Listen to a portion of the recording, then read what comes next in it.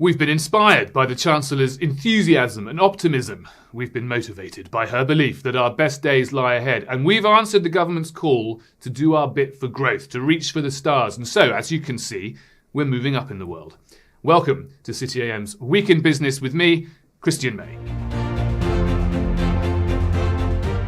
This was the week when Barclays became the latest big employer to tighten up its work-from-home policies, now requiring staff to come into the office at least 3 days a week. A plucky, some might say suspicious Chinese AI app scared the chips out of US tech giants. The left-wing Resolution Foundation think tank warned the government that the chances of sticking to their fiscal rules are now on a knife edge. And the competition watchdog got to work under its new chairman, hosting a brainstorming session on pro-growth ideas with city grandees.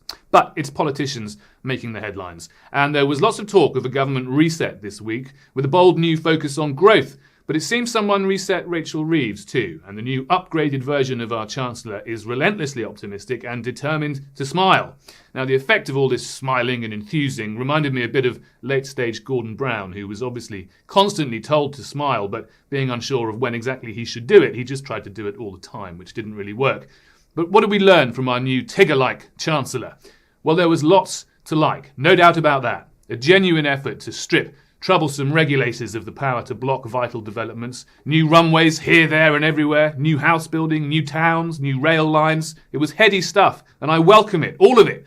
But permit me just one observation. Where has this zeal come from? If the Labour manifesto had said, we're going to build a third runway at Heathrow, plus a few more at Gatwick and Luton, and we're going to build a new town between Oxford and Cambridge, and we're going to rip up environmental regulations. In fact, we're going to go on a massive deregulatory push inspired by Margaret Thatcher. Well, I'd probably have voted for them. But they didn't say they were going to do any of that, which means either it was a secret plan that they didn't feel they could trust the voters with, or it's a sudden plan born out of panic because it turns out there was no actual growth lever in Downing Street.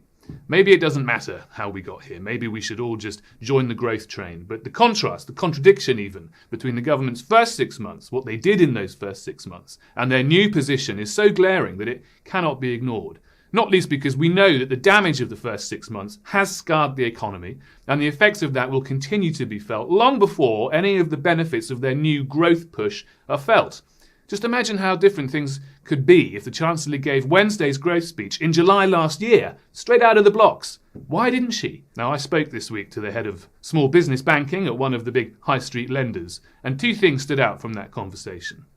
Now, firstly, they told me that the entrepreneurial spirit is still burning bright in this country. People have ideas, ambition, energy. That's the good news. The bad news is that too many businesses are finding it too hard to deal with the consequences of the budget, the higher costs, the higher taxes, and they fear the burdens coming down the track from employment rights reform. I heard about people running small pub chains, holiday parks, hotels, all cutting staff, cancelling investment, putting up prices, and in some cases, throwing in the towel. That's the part of the economy that we should keep in mind when a grinning Chancellor tells us to cheer up. Little wonder that today's business confidence barometer from Lloyds Bank showed firms at their gloomiest they've been in over a year. Now, Snap surveys taken after the Chancellor's speech, including one by consultancy WPI Strategy, shows a great deal of support among business leaders for the infrastructure plans announced. And as I said, I like much of what was promised.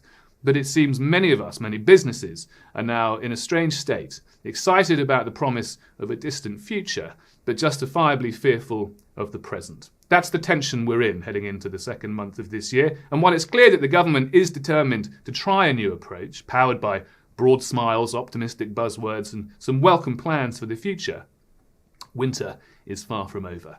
Now, that said, the sun will shine every day here in the City AM studios, so have a great weekend and we'll see you back here next week.